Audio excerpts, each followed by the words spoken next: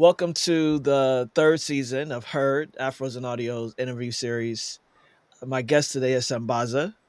How are you, man? I'm doing great, man. Good. I'm glad to finally get an opportunity to speak with you in this way. We get to talk at the conference and other places, but to actually have an opportunity to learn more about you, learn more about the podcast, it's very exciting for me. So I'm looking forward to this conversation today. Same here. Yeah, we always have this one-on-ones passing through, and I know you're busy at the conference, and I'm like, man, I wish I could have some time to sit down and get to know more about you, but it'll come. Yeah, it'll But come, and that can happen anytime. But for this, it's all about you, brother. And so I want to jump right in and talk about the podcast. So, what inspired you to start Sambaza Podcast, and how does your identity as a Kenyan immigrant shape your storytelling? okay, starting the Sambaza podcast, it just came as I won't say a mistake. I just got tired of Facebook, so posting on Facebook became tiring. So I wanted to tell a story. And in order to tell a story, I had to figure out where I was going to be coming from with that story. Sambaza podcast was supposed, as the name goes, Sambaza, which means to spread. And if you hear, most of the times I'll call my listeners Wasambazaji, which means people who are spreading the word. So I chose the Swahili word to go by what I know best. I wanted it to be in Swahili, but then I realized it would cut off a particular niche of people. So I had to cut it down to whereby it will be everybody can listen to it. So first things English. Then I decided, since I'm in the diaspora, I might focus on diaspora stories that will teach us and everyone that we're unique. Yes, we share the same blood, but even though our nuances might be different, our colloquialism might be different, we still share some things going on.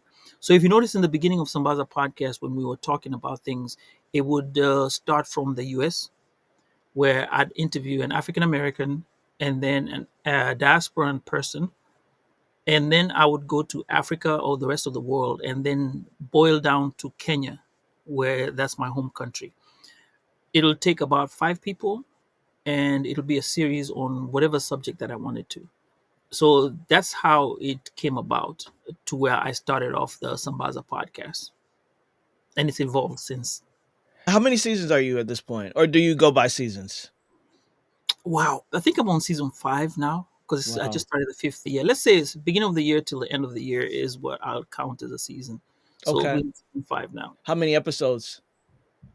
Oh man, it'll be like over 150 right now. Wow. Nice, Yeah, man. yeah. Congratulations on that. That's awesome. So your podcast explores the diaspora and the Pan-Africanist experience. Why is it important for you to center these themes in your episodes? First of all, it gives me a sense of belonging from where I'm at in terms of being a Kenyan and an African. And then also, since I've immigrated to the US where I live, I'm also uh, around a lot of African Americans. My kids are African American, and they still have a heritage in Africa. So they're in between. They're really not in between. They're more Americans. But I find myself in between. I'm neither going to be a Kenyan, neither am I going to be an American. If you look at it in a broader perspective, each time I go there, I always have a sense of where is home. So I'm torn apart as to where my home is. So that's the reason why it blends back and forth. So how do you approach the art and science of podcasting to ensure your stories resonate with your audience? Mostly it's the style at which I produce my shows and how I edit them. Now, when I do my interviews, first of all, I tried that solo interviewing and that didn't work out well. My wife listened to the first one and she was like, nah, nah, nah, you're not going to make it on this one. Just start interviewing people. I started interviewing people, and that process also became more enhancing in terms of approaching what I'm doing because it taught me a lot about what do you want to be? Do you want to be the one on the front or you want to be on the back end? Where do you position yourself? uh, I'm more inclined to making sure, and especially right now as I'm moving towards video, I'm trying to get to where I have the subject sitting right there and you're the only person talking. The reason for this is because you're the subject, you're the person that is being talked about, and you're the person who's being celebrated at that time. Because you take your time to come to my podcast, and you being there, I'm celebrating you by the fact that you're there. So I want you to be there and be the focal point. So those are the kind of things that I'm using with art and the science of podcasting to try and enhance whatever I'm doing. I wanted to tell you something. You notice in the Afros and Audio, I'm going to throw this in. I said I'm a retired artist. And just recently, I went to Puerto Rico, and there's a street in Puerto Rico where they have all these great artworks. My wife just mentioned, you look like a kid in a candy store because there were so many murals there. And I suddenly now learned to appreciate art. And I think that appreciation also now brings, how do you say, went full circle Hmm. to where I thought I had retired, but then I'm still thinking about doing episodes on art right now. So everything comes up back and forth with podcasting, and it depends. The basic approach is you're interviewing, and then how do you want the person to show out? So that's how I followed it up. Yeah, man, and stories matter in that way. It inspires. It opens the worldview. Just me asking the question I asked earlier, it opens my worldview from your perspective and your experiences. It gives me something else to think about or consider, and even connecting with people or just specific person to person. And so having these interview style conversations really enhance this opportunity to grow in a lot of ways, but also, as you said, reconnect to things that may have gone to the back burner throughout the journey as we keep moving and moving. Yeah, you get some points where some gems of your history. Like right now, I might tell you something, and then you go and sit back and do this editing and go, wait a minute, I never used to think about that. And then it might change something about you going forward. I don't know what it is, but it's happened to me on my podcasting. And that's why I like the journey that I'm on. And even doing the diaspora effect with African Americans, I learn something each time I'm including all of us in there. And I always try to come up from that perspective and say, okay, what is it that I want to show out there for African Americans that my people in Kenya or the rest of Africa know? Because one thing I'll also tell you about this, I think the first African American I met was when I was in high school at about 15 years old. The first white person I met was maybe when I was 7 years old, and I met more by the time I was meeting that African American. And it was so weird. He was a high school teacher, and we couldn't tell whether he was African American or from Zimbabwe or from Central Africa or Congo. We were not sure. So you see, a lot has enhanced that right now, even when I go home. Now, when I'm at home and I turn around and I hear an African American talking, I'm like, yes. So somebody will not feel like it's brand new to meet an African American unless they're going to the embassy or things like that, or maybe a one off. No, it's now common for African Americans to travel, which is a great thing. And that's the whole showcasing from my podcast wants people to know. Listen to my podcast, watch the shows, and then now start thinking forward about how an African American may process themselves or may talk about some stuff. And when I talk about the podcast, say for example, child discipline was one of the things. We all discipline the kids the same way. COVID took us, we all suffered COVID the same way. So things don't change. It's just we're different parts of the world. Absolutely. Mhm. Absolutely.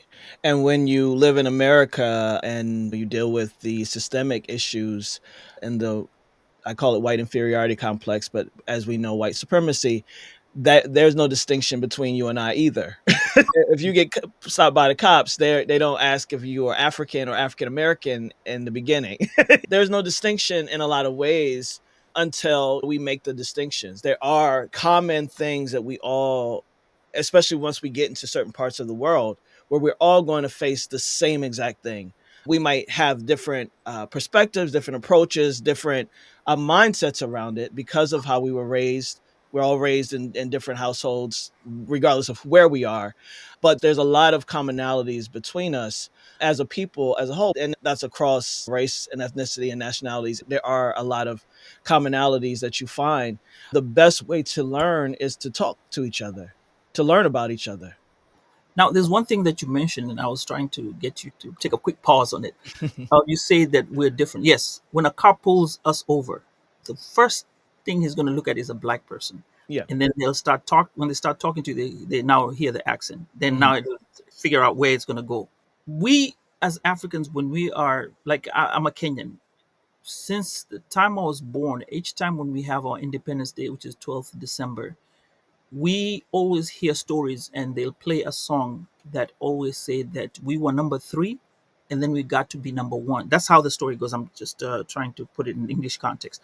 They were number three and then we're now number one, right? And we chased the white man away. Now, Mhm. there's a whole history on that. And when you learn it from the time you're young, you don't, when you talk to a white man, there's a way you relate to them, which is different. You don't feel inferior. There's some nuances that we have that are different when it comes to dealing with white people Mhm.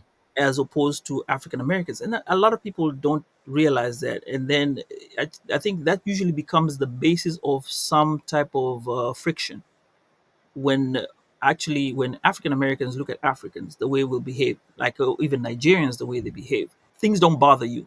Like I was told about this story. A person may put, if they're given money, like they'll give Mhm. you in the store, they're supposed to give it to you in your hand. If they put it on the counter and leave it at that, they probably don't want to touch your skin. Would that bother me? No. Somebody had to tell me that, you know what, if somebody puts it on the ground, that's it's a show of I don't want to touch your skin. Your skin is things like those. We don't notice that it's something that we were not taught to react to. So those are some of the nuances that we are not aware of. But when we Mhm. come here, we have to learn. And I always caution people and tell them, look, be careful about what you say and what you do because you're entering a different element in a Society. different Yeah. Yeah. society. Mhm. And what you believe, what you look at as being right may not be right according to somebody else. So those are some of the things that we have to learn to try and not to encounter, and actually which will foster positive attitudes when the communities come together. Yeah. I've been around so many people in my life. And again, cultures are cultures. And just to your point, it's how we're raised up, it's how we're grown, it's what we're taught. A lot of the values that we have, they're inherited, they're taught, they're learned behaviors. It's these things where there's certain things that Black Americans might do when connecting with people or talking to people. And it's like, I didn't realize that this hand gesture was a sign of disrespect, or I didn't realize that the way I did this or said this was in your culture not okay. It's actually something that we regard as what is that supposed to mean? And it's these nuances. And again, this all comes back full circle to us taking the opportunity to learn, understand, not jump to offense, but learn, understand, talk, find out what those nuances are because they are there and they are real. But there's so much more commonality, so much more opportunity to just connect as a people across our backgrounds because that's really what it is. You raised over there, I'm raised over here, and now we're coming together trying to make something work. But we got to find out things about each other first Right. as we grow together. And that is the beauty of inclusivity, having that opportunity to be accessible to everyone is that we get these opportunities to really connect on a human level and on a cultural level because we have that, just like you said. It's all relevant. It all marries itself together at certain times. Not in every way, but in a lot of ways. I appreciate you saying that. Thank you so much. You mentioned that podcasting has helped you become more vocal. How has this personal growth impacted your life and your content? Oh, okay. So right now I'm in so many groups in the African space and the African American space as well. Uh, Podcasting has made, when I sit down and talk to you, I have a conversation with you and I'm able to express myself. When I'm going to talk to somebody else, I'm able to express myself much better and more confidently. And also, I've also tried to learn to be able to talk and also be vocal on some stuff. June 25th, we had something going on in Kenya. It's coming to a year in this year. And we had a Gen Z movement where people were talking about, had something going on in Kenya. So let's say there was a finance bill that kids, people did not like. And then a younger generation, it's called the Gen Z movement. They went to the streets and went to protest. Now, with that protest happening, I, I was talking about some people doing something, and we happened to create some posters, sent them online, and I think 3 or 4 days later, we were in downtown Dallas protesting about it. That was a powerful thing, and we did it 3 times. And that's when I realized the significance of just having a podcast and expressing yourself and telling people about it. You become a voice for the people who are not heard or cannot be heard. Now, just because they're in Kenya, my my grouping that we have and the ones that we sat down to talk to about how we can get together and say no to what was going on taught the people that, hey, even though we're not in Kenya, or we have relatives who are back there, we're still representing them. So there's a connection. That's where you learn the power of being vocal. Sometimes I look back and say, I just want to be the quiet me, but it doesn't work out that way. And I think that's when if you notice, most of the time when I put my podcast, it comes with a cartoon caricature first before me. I wanted the podcast to stand out as the podcast, but now I have people want to see the person behind the character. So now I've had to expose myself, and here we are. Yeah, Yeah, man, I love that you told that story because it is that evolution that happens as you express. And from what you said about the art back in the day when you were into that, that's its own form of expression. But it doesn't necessarily take the voice. There's an opportunity. I write books and I might create other things, and that's a way for me to put that out there and still stay silent. Once you begin to open up that throat chakra, right, and start talking right. and expressing the heart and the spirit and the mind, you're flexing that muscle, you're growing, you're going further and further into, oh, I'm surprising myself with the things that are coming out of my mouth because they're going in my mind, but I just haven't expressed them in that way. And so I love that story because it really does talk about the evolution from the beginning till who you are today, saying it's changing and it's going to change because that's who we are as people. We evolve. But also speaks to how we find our voice in doing this work and recording ourselves and getting to know people, how it stretches us in so many ways. And can I say something? Yes. And I gotta give you your flowers, because you are the first person, or Afros and Audio was the first place that made me start coming out to speak. Actually, that's when I started speaking through Afros and Audio. If you recall, you had to ask me, "Hey, are you coming? Are you doing this? Are you doing this?" We chased you down, brother. We chased Yes, we I remember chased that, you down. and I'm really appreciative for that, because if you would have said, you know what, this guy doesn't seem like he's interested, even though I was interested, I was just not really sure, but just going about it, there were so many things to get to that part. I wasn't so sure, and I wasn't like, okay, what am I doing? What do I want to do? And you really pushed and said, look, come on, let's do this, let's do this. I really appreciate that, because when I look back, and like I said, I always give flowers for Afros and Audio because of that.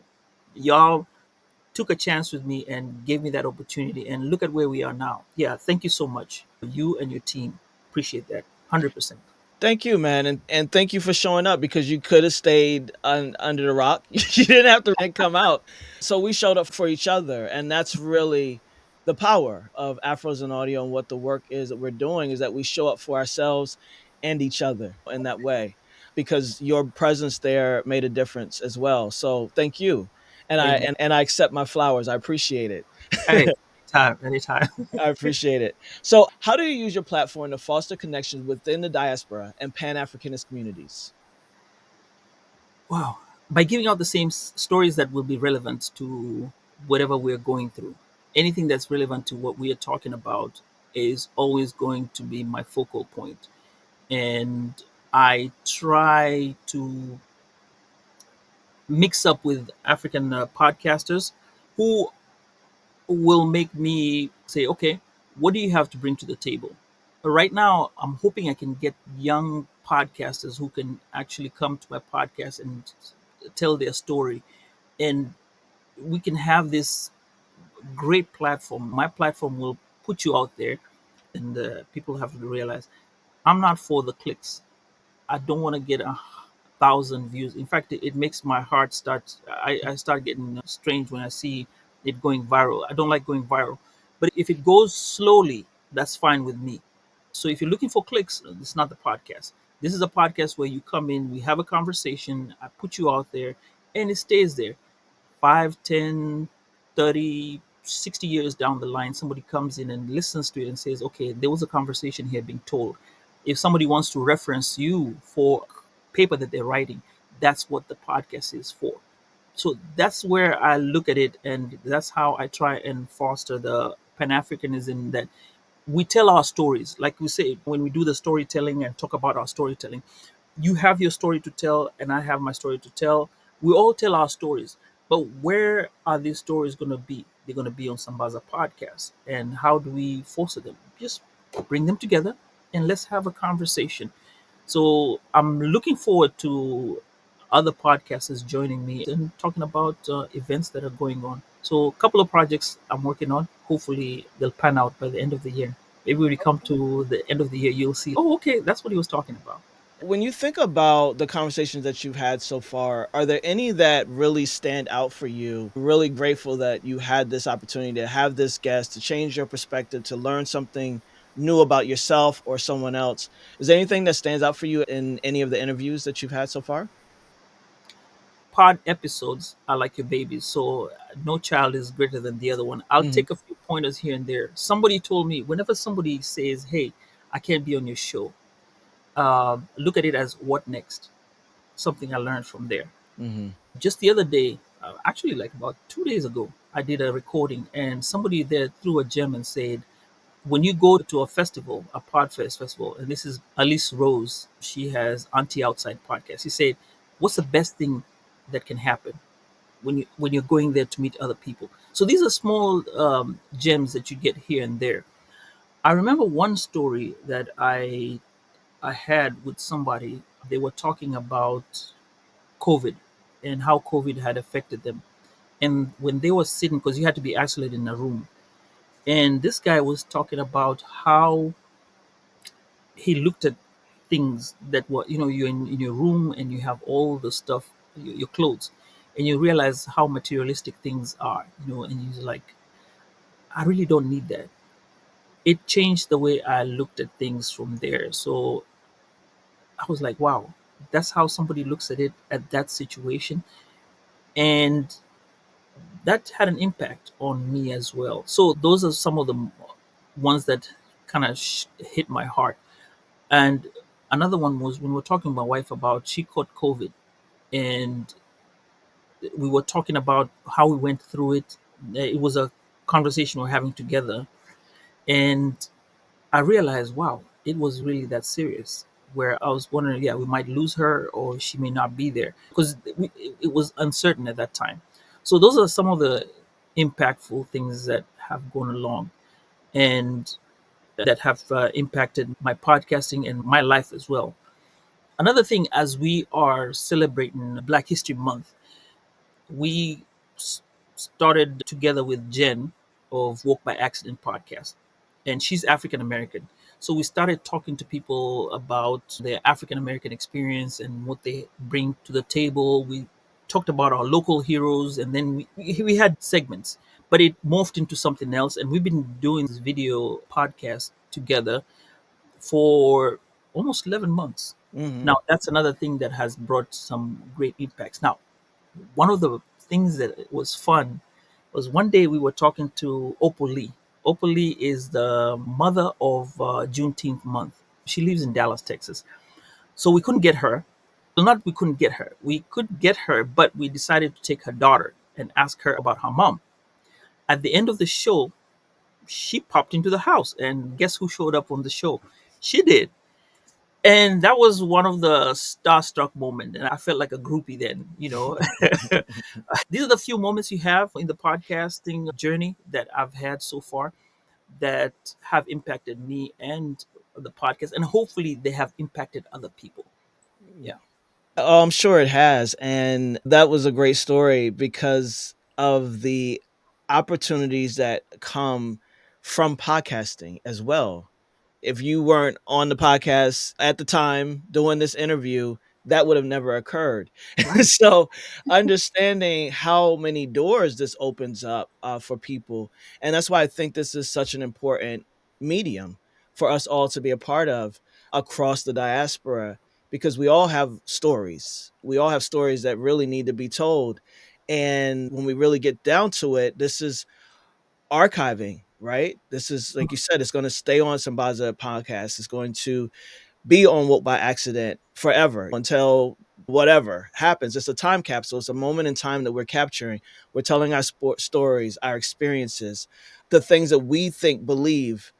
And that's gold. That's really important that each of us as individuals and as collectives get the opportunity to lay down our experience throughout life. So I really appreciate that about podcasting and wish more people would.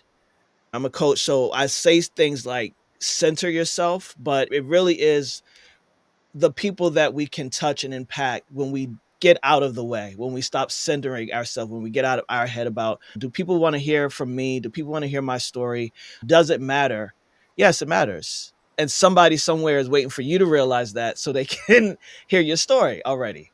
This is one of the greatest mediums that you can use to explain a lot of things. And if your content is good and your heart is poured into it wholly, you remember we talked about, are you looking for the clicks? What's your why? Actually, what is your why? If you want to impact somebody's life, you can. If you're looking for drama, you'll find it. It's like a template. Just you do what you want to do with it. But if you do the right thing and you give out the right information to the right people, or just put it out there, somebody will listen to it and say, you know what, that has impacted me. Some stories I hear, I'll be like, man, that person was talking to me. And I'm a podcaster. I know what they're saying is a story, but the way they say their story, it comes off and as they were talking to me, because it sounds genuine. And from the way they're talking, you get impacted. You say, okay, I've learned this from this person, and going forward, I'm going to behave like this, or this is the path I'll take. So you can shape somebody just by your podcast. It's such an intimate relationship between the listener and the podcast. It makes you a public figure in a way. And the reason why I say that is that there are more people that know you because they're listening to you from across the world. You may not even know that they're listening to you, Right. but they are. And that's important and it's impactful and it becomes possibility. If you can do it, then I can do it. Right. One of the things that makes this such an instrumental aspect of storytelling, of communicating, of archiving. I can write a TV pilot, but is it going to get on TV? Maybe not. I can write a film. Will I get it greenlit? Will I get the budget? Maybe not. But this, I can go purchase a mic for Right. $20 and above, and I can start. I can tell my story. And it's so important that we are here telling our stories and laying our record. Yeah, a lot of it is to go by when you archive a story, and a lot of our stories, especially African stories from Kenya, any of those African stories, all of them are passed by word of mouth. Just like when we talk about slavery, most of the stuff was passed by mouth, by hands. You're taught something and then you pass it on like that. If we don't capture these stories now, especially with this medium, some of the stories get lost somewhere. And I think it's very, I put it out like, as a young child who is anywhere or who may listen to this podcast, whether you're African American or Kenyan, white, black, whatever, talk to your grandparents. Record that information that they have. Because what you'll have done is you'll have collected a generation, 3 generations behind you, because they can remember at least 3 generations behind you. And once you keep, even if it's by writing it down or just put a mic on them and they'll talk. They will definitely talk and tell Mhm, you mhm, stuff. And if you have time, just keep those records. And what you'll notice is you will have a family history that will be rich, and you never know what you'll record or what you'll keep. And 10 years down the line, great grandkids will listen to that and be like, okay, now I understand why we're here. History might repeat itself. You're like, hey, that's the reason why we're like this. Great grandfather somewhere down the mhm, line maybe had 1,000 cows or 1,000. I'm just talking in African terms when you talk about cattle. So this is the reason why we are here, because of this. So it'll explain a lot of things, and you'll be not question so much and Hmm. find yourself lost in the world. I've never told this before, but I lost a book that I had. I always regret it when I hear people talking about that. My grandfather used to come and visit me, and I used to have him write a book about our customs, what we're supposed to do. And he actually did write a book. He would come and sit there in the evening and write it. And somewhere along the line, we moved places, and I lost the book. And I regret it because he's passed on. And that's a generation worth, even if it was, I think he filled up one book for about 32 pages. He just wrote it Hmm. down. And that's 32 pages of history that I just lost. Yeah. So, Yeah. yeah, I have done 20 plus hours with my grandmother, who is 94 now. She was 91 at the time. And so it's true. And I don't know if you've taught your children the language that you grew up knowing, other but story. it's, yeah, but it is like language, our stories, Mhm, mhm. because if they're not passed on, the person who has it, it's gone. And you can go and learn it for yourself. We can go and do research and stuff like that. But the stories, the language, the person who was the keeper of it, who was capable of passing it on, it is gone. And how important is our language and our stories to us? And so I do have that, and it's so important to me. I haven't even edit it. I do biopic storytelling, so I really wanted to take myself out of it and just allow her to tell stories. But she was 91, and she say, "You remember that? Do you?" And I'm like, "Grandma." At this point, I've just got to be in the podcast with her. So that's been like the version. And I say all that to just say, yes, it's important that we do this. But remember, when you do that, it is coming from her mouth, not somebody else who came in to create it for her later, or a historian to say they could go in history and change stuff and make it look like it was something else. No, this comes straight from her. And when it's chronologically put down, you're like, yeah, there's a truth to it, and you can stand by it. And that's what we want. We always want to have our own. And then maybe like you could still go to your aunties around and ask them questions like those. And when you compare, actually, if you compare and ask them about how their lives were, just take for example, you want to find out how their lives were and what they felt and what they thought at that time. It'll tell you, but no history book will go and sit down and tell you, oh, the thoughts were, this was a thought process when they were going here, this was a thought process when they were doing this. Hmm. No history book is going to tell you that, but Hmm. it's not authentic, it's not truthful, it's not coming from their heart. Yeah. Yeah. Yeah, it's coming from a point that I want to educate you. This is, I want to tell you the story from what I feel. We understand that, which is why we're here. And so I'm grateful for your contribution to this space. I'm sure that there are many folks who you are representing in a way, right? Everybody's story is their own, everybody's path is their own.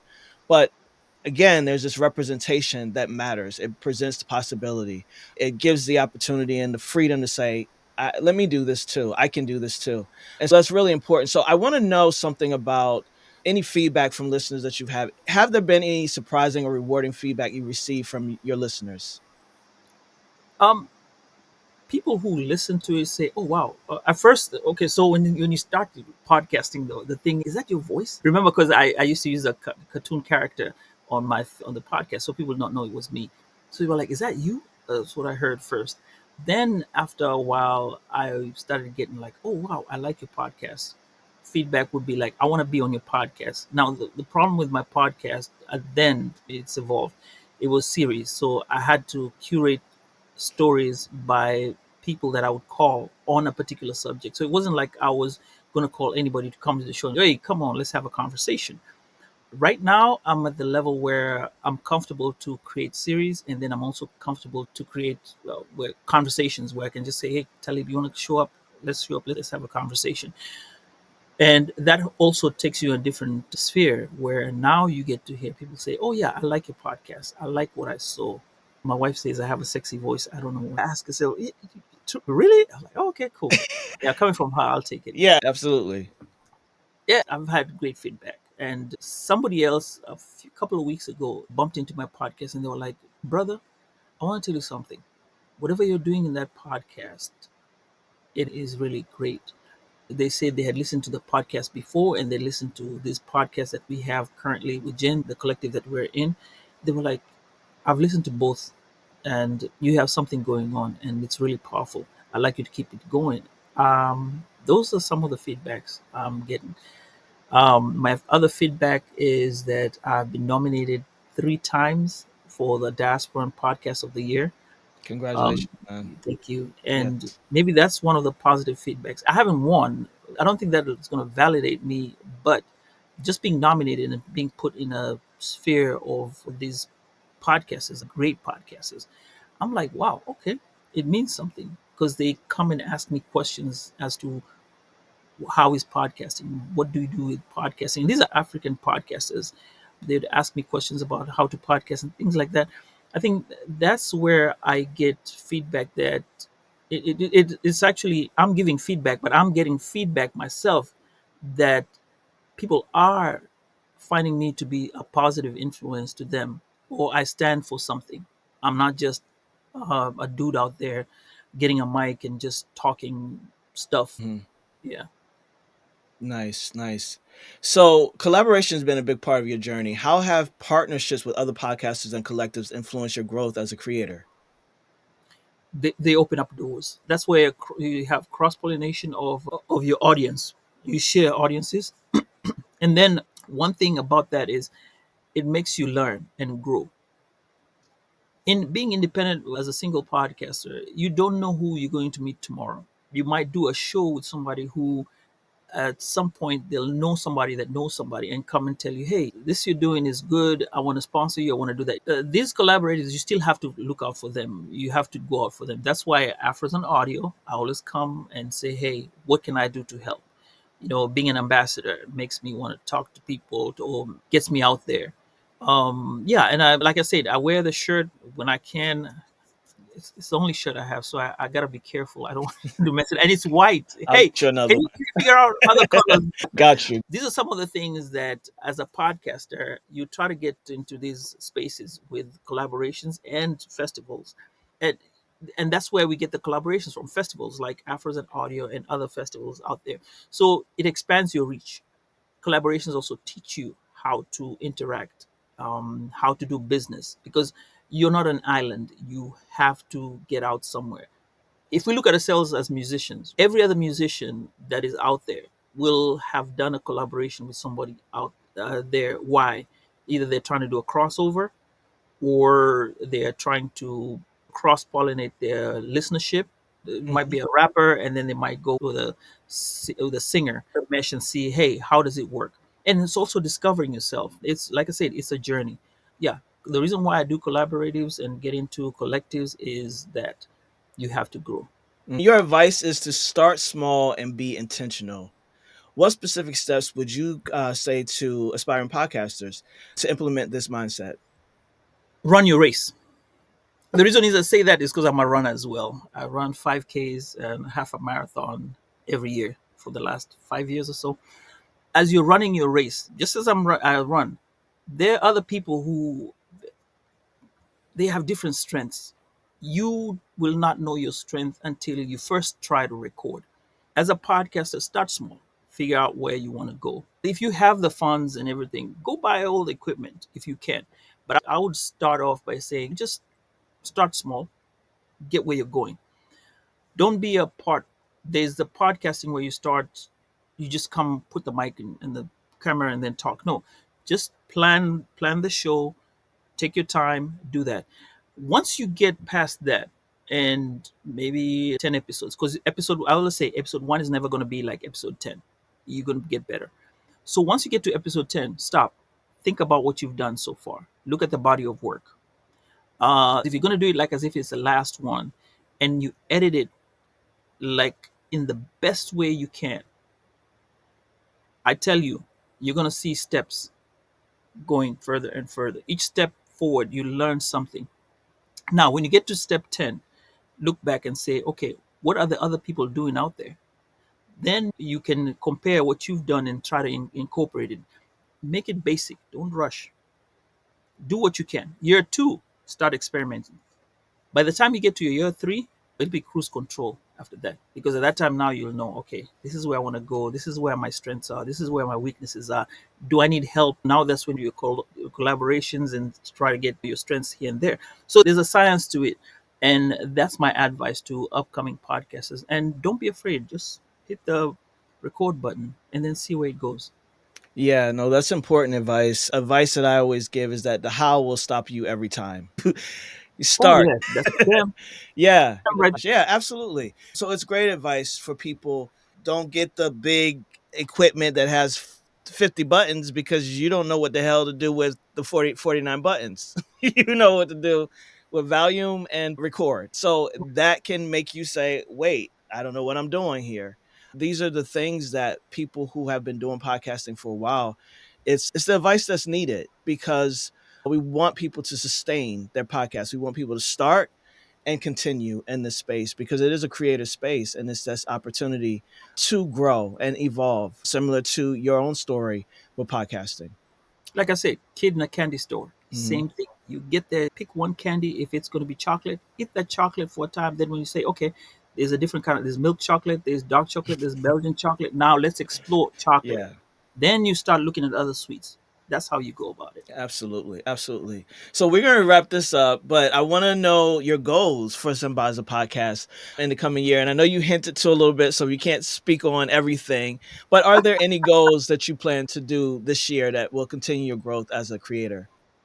Number one, I'm trying to work on getting collaborations with other African podcasters and see how it goes. I think the series, I'm moving the series to a different type of level. I want to speak some more. I'm going to be speaking in Podfest, and hopefully, I'm going to make it to whereby it'll be a constant thing.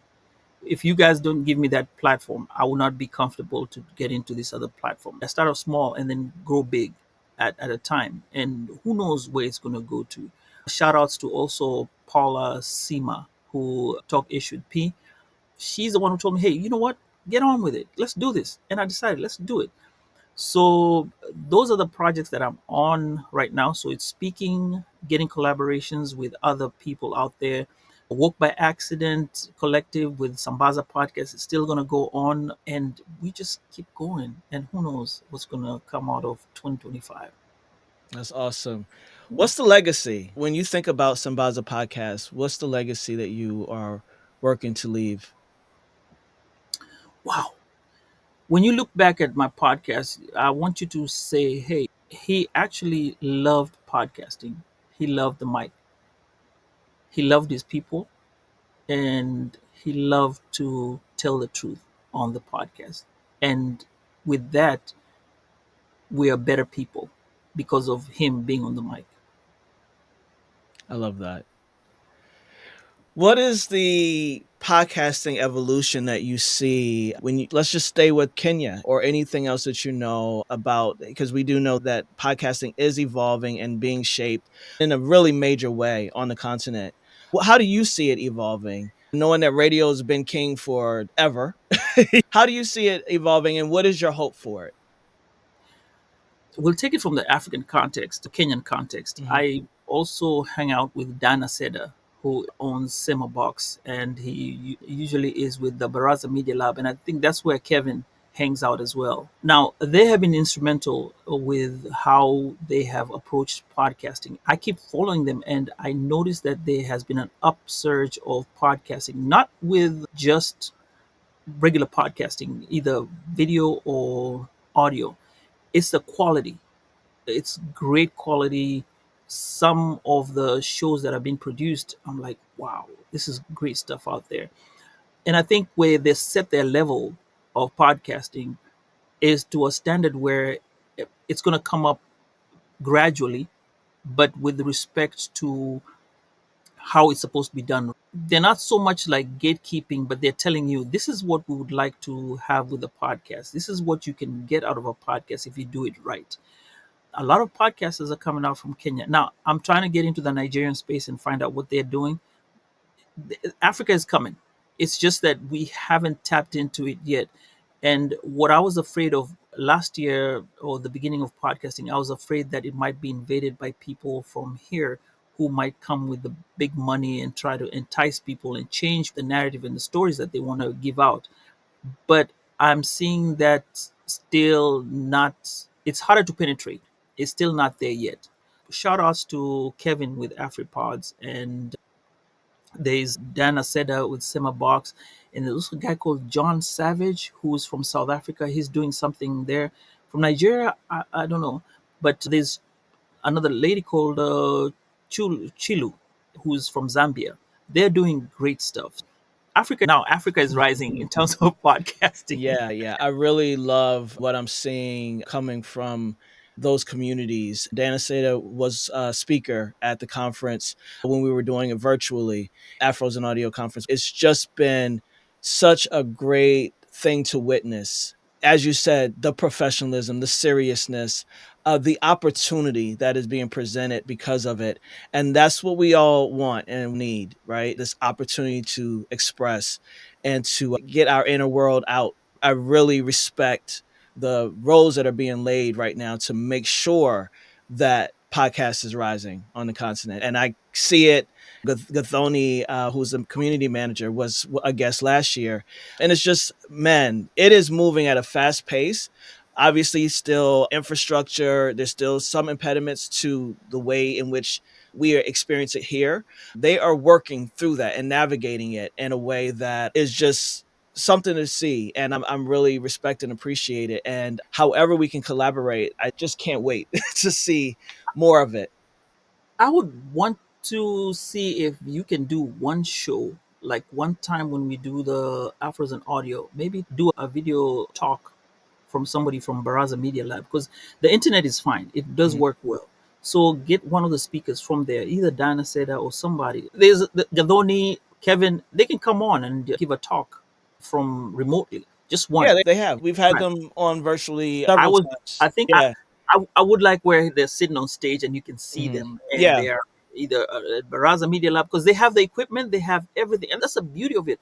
They have great equipment. I Hmm. can tell Hmm. you that for a All fact. right, let's I, make I it couldn't happen. believe it. Something like that would be great. Maybe giving back to the continent and creating an avenue for other podcasters to see what they can achieve and what they can do. Because look, you have a great thing going on with Vanguard, and the network has a lot of opportunity. Absolutely. And we have, like, I've provided every recording of Afros and Audio, every session, I've given it to them. All of that, just so that whatever information we have, we get to share it so that we see this, because something I was telling Gadoni in the beginning, you would see this data come out and it would be all these countries. And it's like, where is the continent? You're not getting any data, and there's work being done, and that's something that happens in all industries. Podcasting is an evolving industry. It's still in that space where we can shape it, and Mhm. it's going to be up to us to shape it, and that's what's so empowering about this. So however it looks,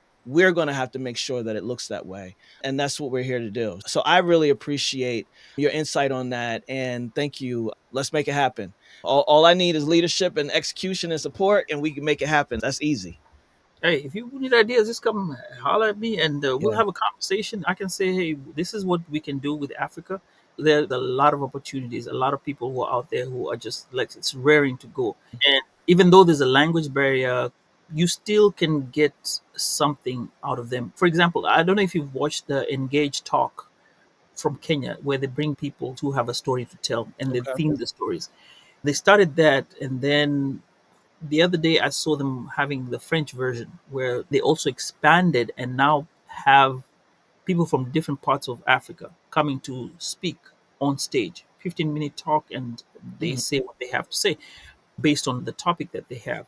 And I find this interesting because guess what? These are stories that are being told. And if we create an avenue like that, they can bring the stories over to us and tell us, hey, we're here.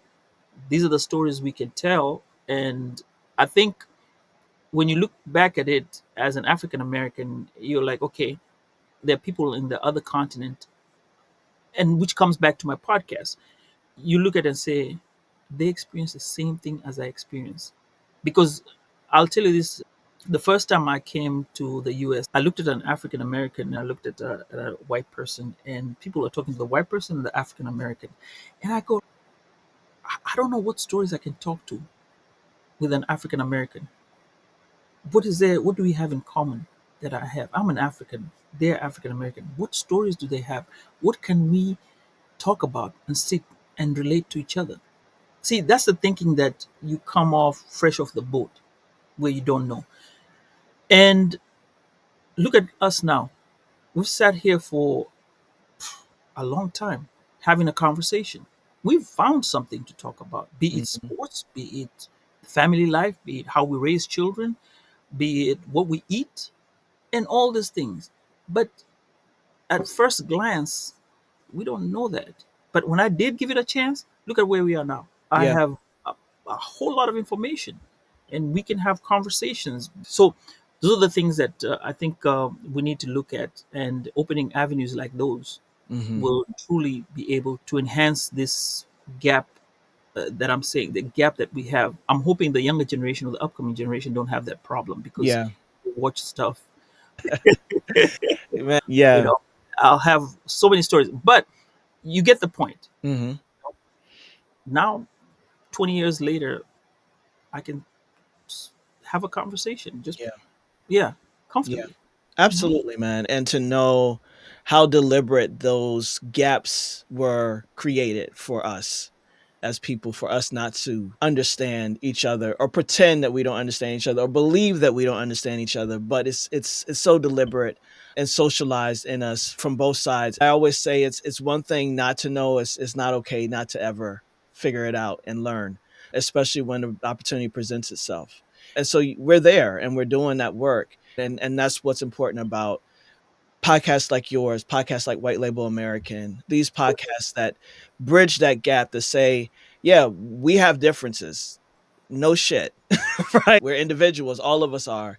But there are these commonalities. There are cultural, traditional aspects that have never left us. And that we can find some commonality and some ground on and build from there because it's all about forward movement.